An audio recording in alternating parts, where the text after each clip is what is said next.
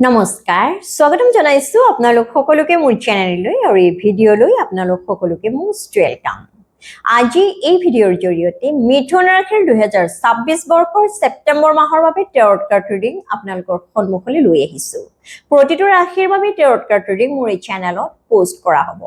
আজি এই ভিডিঅ'ৰ জৰিয়তে মিথুন ৰাশিৰ ছেপ্টেম্বৰ মাহৰ গুৰুত্বপূৰ্ণ দিশসমূহ যেনে তেওঁলোকৰ কেৰিয়াৰ, চাকৰি, ব্যৱসায়, শিক্ষা, স্বাস্থ্য লগতে ব্যক্তিগত সম্পৰ্কসমূহৰ ওপৰত আপোনালোকৰ দৃষ্টিগোচৰ কৰিবলৈ চেষ্টা কৰা হ'ব। এই টেৰট কাৰ্ড ৰিডিং হ'ব টোটেলি সাইকিক ৰিডিং। এই টেৰট কাৰ্ড ৰিডিং কৰাৰ সময়ত টেৰট কাৰ্ডৰ মূল বৈশিষ্ট্যসমূহৰ উপৰিও মই মোৰ আৰাধ্য দেৱতাজনৰ পৰা যি সিগনেল পাম, যি সংকেত পাম সেয়া মই আপোনালোকৰ আগত ব্যাখ্যা কৰিবলৈ চেষ্টা কৰিম। তেন্তে আহক পলম নকৰি প্ৰভুৰ নাম লৈ মিথুন ৰাশিৰ ছেপ্টেম্বৰ মাহটো কেনেদৰে পাৰ হ'ব তাক আজি টেৰট কাৰ্ডৰ জৰিয়তে বিশ্লেষণ কৰা আৰম্ভ কৰোঁ। মিথুন ৰাশিৰ জাতক জাতিকাসকল আপোনালোকৰ বাবে সৰ্বপ্ৰথম কাৰ্ডখন যথেষ্ট পজিটিভ কাৰ্ড ওলাইছে, 6 of Wands। এইখন হৈছে ভিক্টৰী কাৰ্ড, আপোনালোকে যুদ্ধত জয়ী লাভ কৰাৰ কাৰ্ড, যথেষ্ট পজিটিভ কাৰ্ড। গতিকে মাহৰ প্ৰথম ভাগত আপোনালোকে হয়তো জীৱনত এক ডাঙৰ দিশত কৃতকাৰ্যতা লাভ কৰিব পাৰে, আপোনালোকে হয়তো নিজৰ মিছনত সাকসেস লাভ কৰিব পাৰে, নতুবা কাৰোবাৰ ক্ষেত্ৰত এনেকুৱা আপোনালোকে পৰিস্থিতিৰ সন্মুখীন হ'ব পাৰে যে আপোনালোকে নিজৰ লক্ষ্যত ক'বলৈ গ'লে 90% হয়তো কৃতকাৰ্যতা লাভ কৰিবলৈ সক্ষম হ'ব পাৰে। গতিকে আপোনালোকে পূৰ্বৰ পৰা যি কৰ্মত লাগি আছে, যি কৰ্মত আপোনালোকে মন প্ৰাণ ঢালি দিছে সেই কৰ্মত কিন্তু আপোনালোকে লাগি থাকক। মনত কিছুমান অনৰ্থক কথা আহিবলৈ নিদিব বা কাৰোবাৰ মতামতৰ জৰিয়তে আপোনালোকে কিন্তু প্ৰভাৱিত হ'বলৈ চেষ্টা নকৰিব। আপোনালোকে কেৱল নিজৰ মিছনৰ ওপৰত, নিজৰ গোলছৰ ওপৰত সম্পূৰ্ণ কনসেন্ট্ৰেট কৰক, সম্পূৰ্ণ গুৰুত্ব দিয়ক। তেতিয়া চাব মাহৰ প্ৰথম ভাগতে হয়তো মাহৰ 10-12 দিনৰ ভিতৰত হয়তো আপোনালোকে এক ভাল খবৰ লাভ কৰিবলৈ নিজৰ কেৰিয়াৰ ক্ষেত্ৰত সক্ষম হ'ব পাৰে। মনত পজিটিভনেছেই ৰাখিব, মনটো পজিটিভে হৈ থাকিবলৈ দিব। কিছুমান অলাগতিয়াল কথাৰ ওপৰত গুৰুত্ব নিদিব যে আপোনালোকে আপোনালোকৰ নিজৰ মিছনত সাকসেস হ'ব নে নহয়, বা কোনোবাই আপোনালোকৰ ক্ষমতা, আপোনাৰ দক্ষতা লৈ যদি প্ৰশ্ন কৰে বা কোনোবাই আপোনাৰ মনত যদি কনফিউজন সৃষ্টি কৰিবলৈ, কনফিউজন ক্ৰিয়েট কৰিবলৈ যদি চেষ্টা কৰে তেওঁলোকৰ কথাত গুৰুত্ব নিদিব, কিয়নো এই মাহত আপোনালোকৰ শত্ৰু বঢ়াও দেখিবলৈ পোৱা গৈছে। হয়তো আপোনালোকে কৰা দুপে উন্নতিৰ ফলত আপোনাৰ চাৰিওফালে থকা কোনোবা ব্যক্তিয়ে হয়তো শত্ৰু হিচাপে আপোনাৰ জীৱন পথত আহিব পাৰে, আপোনাক হয়তো ডিস্ট্ৰেক্ট কৰিব বিচাৰিব পাৰে, আপোনাৰ মাইন্ড হয়তো ডাইভাৰ্ট কৰিবলৈ চেষ্টা কৰিব পাৰে। গতিকে কিছুমান আননেসেসাৰী কথাৰ ওপৰত, কিছুমান অনৰ্থক কথাৰ ওপৰত আপোনালোকে গুৰুত্ব নিদিব, নিজৰ গোলছতে আপোনালোকে একমাত্ৰ ফোকাস কৰক। এই মাহত আপোনালোক যথেষ্ট জ্ঞানী হৈ পৰিব, পঢ়া শুনাৰ প্ৰতি আপোনালোকৰ যথেষ্ট ধাউতি বাঢ়িব, লগতে আপোনালোকক এই মাহত ক'বলৈ গ'লে আধ্যাত্মিকতাৰ প্ৰতিও, ঈশ্বৰৰ প্ৰতিও যথেষ্ট আকৃষ্টতা অনুভৱ কৰা দেখিবলৈ পোৱা গৈছে। বহুতো মিথুন ৰাশিৰ জাতক জাতিকাই এই মাহত কিন্তু বহুতো এষ্ট্ৰলজাৰ, টেৰট ৰিডাৰ, বাস্তু স্পেচিয়েলিষ্ট তেওঁলোকৰ কাষত গৈ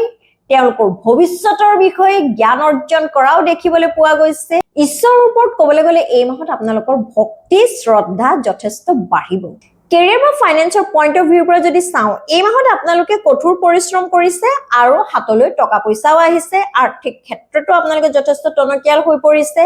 বহুতে হয়তো মাহৰ 15 তাৰিখৰ ভিতৰত, 15-20 তাৰিখৰ ভিতৰত নতুনকৈ চাকৰি পাবলৈ, চৰকাৰী চাকৰি পাবলৈও সক্ষম হ'ব পাৰে। বেপাৰ বাণিজ্যতো হয়তো আপোনালোকে যথেষ্ট লাভৱান হ'বলৈ সক্ষম হ'ব পাৰে। কিন্তু মিথুন ৰাশিৰ জাতক জাতিকাসকল এটা কথাৰ ওপৰত আপোনালোকে গুৰুত্ব দিব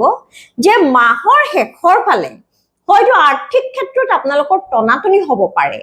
আপোনালোকৰ হয়তো লগাতকৈ বেছি খৰচ হ'ব পাৰে, নতুবা কাৰোবাৰ পক্ষত এনেকুৱাও হ'ব পাৰে যে কোনোবাই আপোনালোকৰ পৰা টকা পইচা ধাৰ লৈ হয়তো সময়মতে পৰিশোধ নকৰিব পাৰে। মিথুন ৰাশিৰ জাতক জাতিকাসকল এটা কথা আপোনালোকে জানেনে, আপোনালোক হৈছে ফ্লেক্সিবল, অৰ্থাৎ সময়ৰ লগত আপোনালোকে নিজকে মিলাই চলিবলৈ চেষ্টা কৰে। আৰু কোনোবা তুষামুৎকাৰীয়ে হয়তো এই মাহত আপোনালোকক মিঠা মিঠা কথা কৈ আপোনালোকৰ পৰা ধন সৰকাবলৈ চেষ্টা কৰিব পাৰে গতিকে এই মাহত আপোনালোকক কোনোবাই যদি দৰকাৰতকৈ বেছি আপোনাৰ গুণগান গায় আপোনাৰ সন্মুখত যদি আপোনালোকক যথেষ্ট প্ৰশংসা কৰে তেন্তে তেনে ব্যক্তিক আপোনালোকে বিশ্বাস নকৰিব তেনে ব্যক্তিয়ে আপোনালোকক বিপদতহে পেলাবলৈ চেষ্টা কৰিব পাৰে আপোনালোকে কৰ্মৰ ক্ষেত্ৰত যিজনক শ্ৰেষ্ঠ বুলি ভাবিব সেইজনকহে আপোনালোকে বিশ্বাস কৰিব কিয়নো কথাত পৰিচয় নহয় মানুহৰ কামতহে ক'বলৈ গ'লে আচল পৰিচয় মই এই কথাবোৰ এই কাৰণেই কৈছো যে এই মাহত আপোনাৰ শত্ৰু তুষামুৎকাৰীসকলৰ মাজত দেখিবলৈ পোৱা গৈছে গতিকে তেওঁলোকৰ পৰা আপোনালোকে সতৰ্ক হৈ থাকিব বাকি এই মাহত শিক্ষাৰ্থীসকলে শিক্ষাৰ ক্ষেত্ৰত কঠোৰ পৰিশ্ৰম কৰা দেখিবলৈ পোৱা গৈছে শিক্ষাত ক'বলৈ গ'লে শিক্ষাৰ ক্ষেত্ৰত এই মাহত আপোনালোকৰ ফলাফল যথেষ্ট ভাল হোৱা দেখিবলৈ পোৱা গৈছে উচ্চ শিক্ষাৰ ক্ষেত্ৰতো আপোনালোকে যথেষ্ট ভাল ফলাফল দেখুওৱা দেখিবলৈ পোৱা গৈছে বহুতে হয়তো হায়াৰ ষ্টাডিজৰ বাবে বহুত দূৰতো অধ্যয়ন কৰিবৰ বাবে বা ৰিচাৰ্চ কৰিবৰ বাবে যাব পাৰে লগতে এই মাহত আপোনালোকৰ পিতৃ-মাতৃৰ লগত সম্পৰ্ক মোটামুটি ঠিকেই থাকিব কিন্তু মাতৃৰ কিবা কথাত হয়তো আপোনালোকে অন্তৰত আঘাত পাব পাৰে নতুবা আপুনি বৰ্তমান সময়ত যি কৰি আছে সেয়ালৈ আপোনাৰ মাতৃয়ে হয়তো সন্তুষ্টি প্ৰকাশ নকৰিব পাৰে আপোনাৰ ক্ষমতালৈ আপোনাৰ দক্ষতালৈ হয়তো মাতৃ এই মাহত আপোনালোকক নানা ধৰণৰ প্ৰশ্ন কৰিব পাৰে কিন্তু আপুনি মাতৃৰ লগত যাতে একো ভুল বুজাবুজি আপোনাৰ সৃষ্টি নহয় সেইলৈ আপুনি লক্ষ্য ৰাখিব আপুনি মাতৃৰ কথাবোৰ মনে মনে শুনিব কিন্তু নিজৰ কৰিবলগীয়া কামখিনি বিশেষকৈ নিজৰ কেৰিয়াৰ ক্ষেত্ৰত কৰিবলৈ চেষ্টা কৰিব কিয়নো সকলোৰে দৃষ্টিভংগী একে নহয় লগতে আপুনি যদি এজন অভিভাৱক এই মাহত আপোনাৰ সন্তানে নিজৰ লক্ষ্যত উপনীত হ'বৰ বাবে নিজৰ ফালৰ পৰা সম্পূৰ্ণ প্ৰচেষ্টা আগবঢ়োৱা দেখিবলৈ পোৱা গৈছে পঢ়া শুনাতে হওক নতুবা জীৱনৰ বিভিন্ন দিশতে হওক কেৰিয়াৰ ক্ষেত্ৰতে হওক আপোনাৰ সন্তানে কিন্তু এই মাহত যথেষ্ট উন্নতি কৰিবলৈ সক্ষম হ'ব আৰু পূৰ্বতে আপোনাৰ সন্তান যদি পথভ্ৰষ্ট হৈছিল আপোনাৰ কথা যদি শুনা নাছিল আপোনাৰ যদি বাধ্য নাছিল এই মাহত আপোনাৰ সন্তানক আপোনাৰ প্ৰতি যথেষ্ট বাধ্য হোৱা দেখিবলৈ পোৱা গৈছে আৰু তাৰ জৰিয়তে আপোনালোকৰ মাজত এক সুসম্পৰ্ক স্থাপন হোৱা দেখিবলৈ পোৱা গৈছে লগতে এই মাহত আপোনালোকে বেংকৰ পৰা লোন এপ্লাই কৰিলে হয়তো মাহৰ 15-20 তাৰিখৰ ভিতৰত লোন স্যাংচন হ'ব পাৰে লগতে স্বাস্থ্য পাতিৰ ক্ষেত্ৰত যদি চাও এই মাহত স্বাস্থ্য পাতিৰ ক্ষেত্ৰত বিশেষ ডাঙৰ সমস্যাৰ সন্মুখীন হোৱা নাই যদিও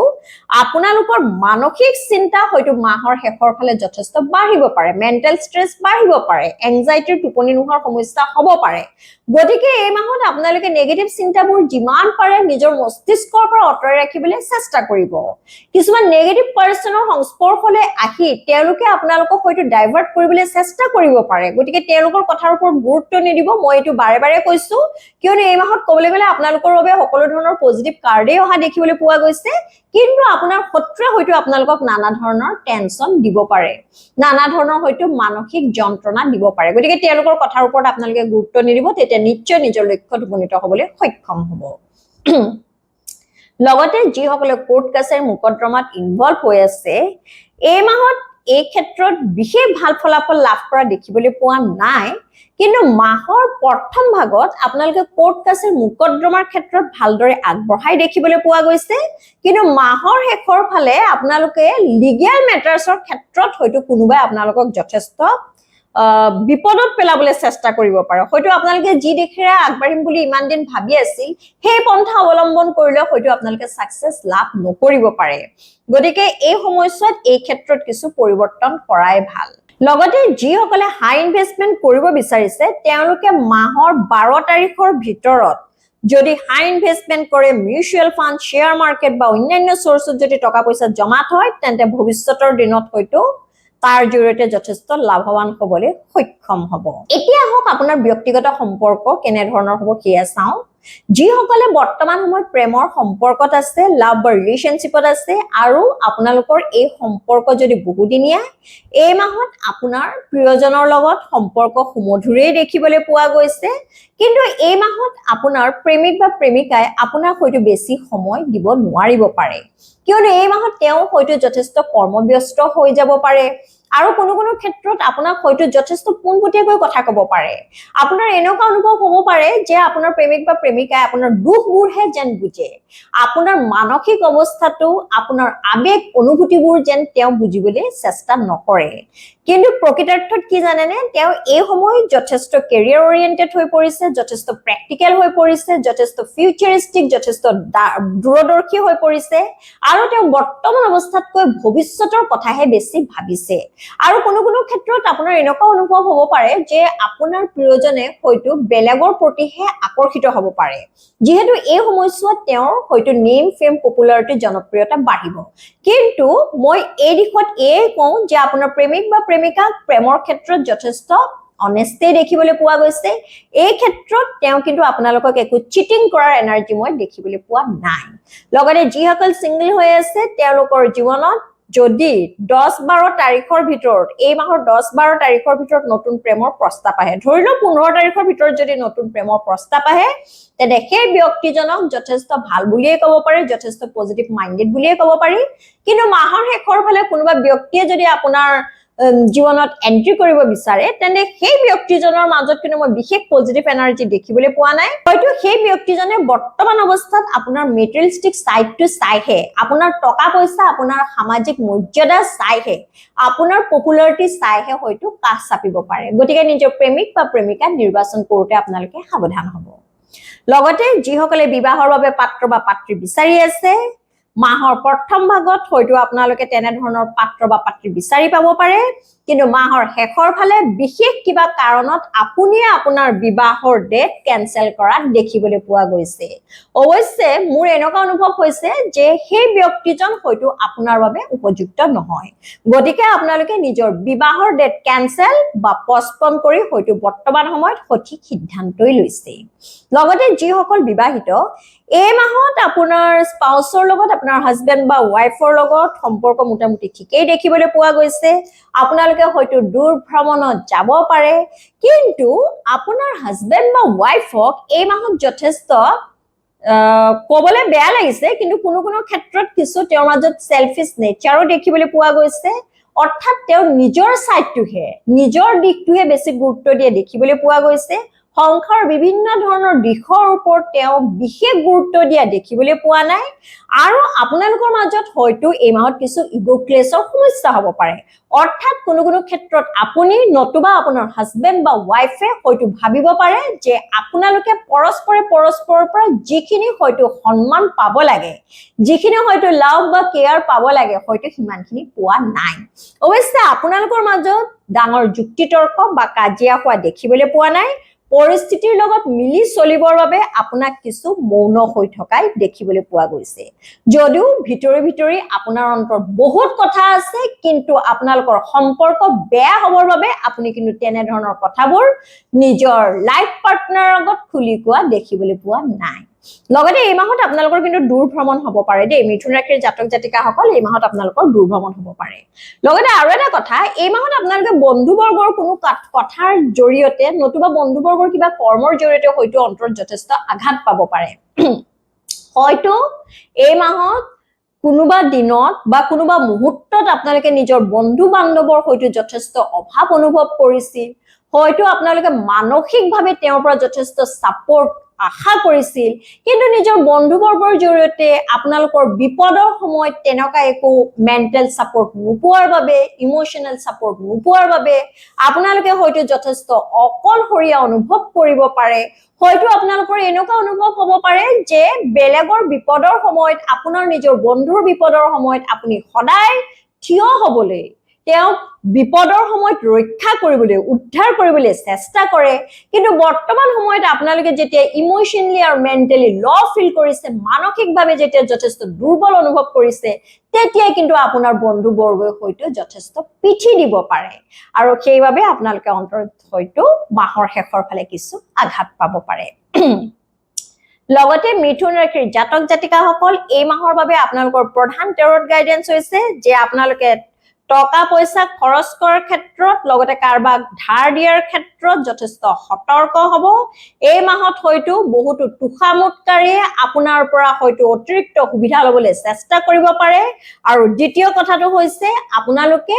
নিজৰ প্ৰকাশ ভংগীৰ ওপৰত গুৰুত্ব দিয়ক আপোনালোকৰ মনত যিবোৰ কথা আছে যিবোৰ হয়তো কথাই আপোনালোকৰ অন্তৰত নানা ধৰণৰ দুখ যন্ত্ৰণা দি আছে হয়তো কিছুমান চিন্তাই হয়তো কাৰোবাৰ কিবা ব্যৱহাৰে আপোনাৰ অন্তৰত যথেষ্ট আঘাত দিছে কিন্তু আপোনালোকে হয়তো সেই ব্যক্তিজনৰ লগত মুকলিমুৰীয়াকৈ একো কথা পতা নাই আপোনালোকৰ হয়তো মতামতসমূহ প্ৰকাশ কৰা নাই কিয়নো আপোনালোকে হয়তো ভয় কৰিব পাৰে যে আপোনালোকে ভালদৰে হয়তো নিজৰ মতামতসমূহ দাঙি ধৰিলে সেই ব্যক্তিজনৰ লগত আপোনালোকৰ সম্পৰ্ক বেয়াৰ ফালে ঢাল খাব পাৰে এয়া ফিয়াৰ অফ লছে কক নতুবা অন্যান্য কাৰণেই কক এই মাহত আপোনালোকে নিজকে যথেষ্ট সাপ্ৰেছ কৰি ৰখা দেখিবলৈ পোৱা গৈছে আৰু সেইবাবে আপোনালোকে ভিতৰি ক'বলৈ গ'লে যথেষ্ট মানসিক যন্ত্ৰণাত থকাও দেখিবলৈ পোৱা গৈছে গতিকে মিথুন ৰাশিৰ জাতক জাতিকাসকল মই আজিৰ এই ভিডিঅ'ৰ জৰিয়তে আপোনালোকক অনুৰোধ জনাও লগতে আহ্বান জনাও বুলিও ক'ব পাৰো যে প্ৰতিটো ক্ষেত্ৰতে আপোনালোকে কেৱল এডজাষ্ট কৰিবলৈ চেষ্টা নকৰিব আপোনালোকে কেৱল বেলেগৰ সুখ শান্তিৰ কাৰণে বেলেগৰ আনন্দৰ কাৰণে নিজকে কেৱল স্যাক্ৰিফাইস কৰিবলৈ চেষ্টা নকৰিব নিজৰ মনটোৰ কথাও শুনক নিজৰ আত্মাৰ কথাও শুনক যি কৰিলে আপোনালোকে ভাল পায় সেই কাম আপোনালোকে কৰক আপোনালোকে দিনটোত অলপ সময় নিজৰ বাবে উলাই ৰাখক আৰু নিজৰ মনৰ কথাবোৰ আপোনালোকে নিজৰ প্ৰিয়জনৰ আগত নিজৰ পৰিয়ালৰ লোকৰ আগত ভালদৰে খুলি প্ৰকাশ কৰিবলৈ চেষ্টা কৰক তেতিয়া কিজনী বিপৰীত পক্ষই আপোনাৰ মনটো বুজি পায়